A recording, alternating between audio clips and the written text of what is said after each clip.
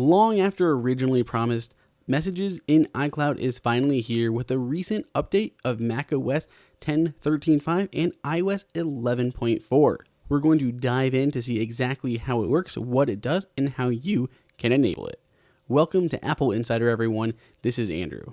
iMessage is one of the biggest selling points of Apple's ecosystem. It works amazing across all their platforms, but there was still a little bit of synchronization issue. Deleting a message on one place wouldn't delete it other places.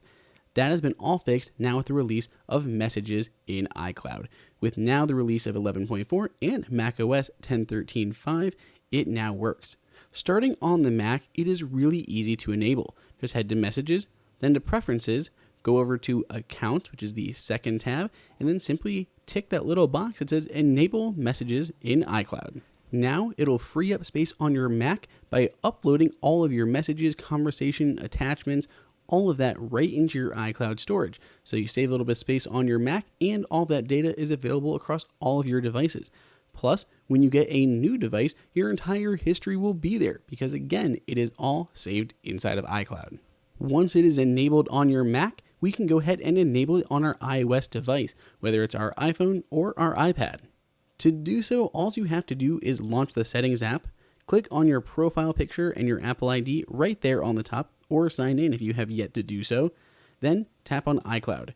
Now you just find the slider next to Messages and enable it. In the future, if you ever go to disable it, it'll give you a little pop-up window letting you know that it has to download all of the messages before it can turn it off. For those like me that have a huge conversation back history with people over many, many years and send tons and tons of attachments, this is amazing. It clears off so much space off of your device and gives you all of that history still, so you don't have to delete anything. You can keep all of that history and get more space on your device. Of course, you do an internet connection to download some of those things, and it does take up some of your iCloud storage. If you don't have a paid subscription to iCloud storage, you're probably going to need one to really take advantage of Messages in iCloud. I don't ever delete any of my messages, and I have like 30 some gigs over the course of the past several years with everyone that I talk to.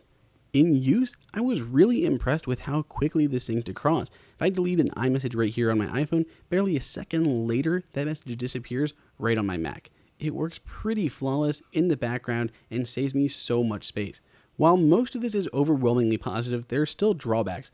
Aside from taking up quite a bit of iCloud space that you get very little bit to begin with, it doesn't really work across all platforms. Works great in your iPhone, iPad, and your Mac, but not against Apple Watch. If I delete that message right there on my phone, it's still hanging out here on my watch. It doesn't go away. Same thing in reverse. If I delete a message on my Apple Watch, it doesn't delete on my phone.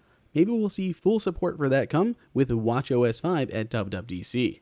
Another limitation that should be fairly obvious is this doesn't work with text messages. So even though your text messages may come to all your devices, your watch, your phone, your computer, if you delete one of them on your phone, it's not an iMessage, so that does not sync across. That's not stored inside of iCloud. So those things are still available on your other devices and would have to be manually deleted as well.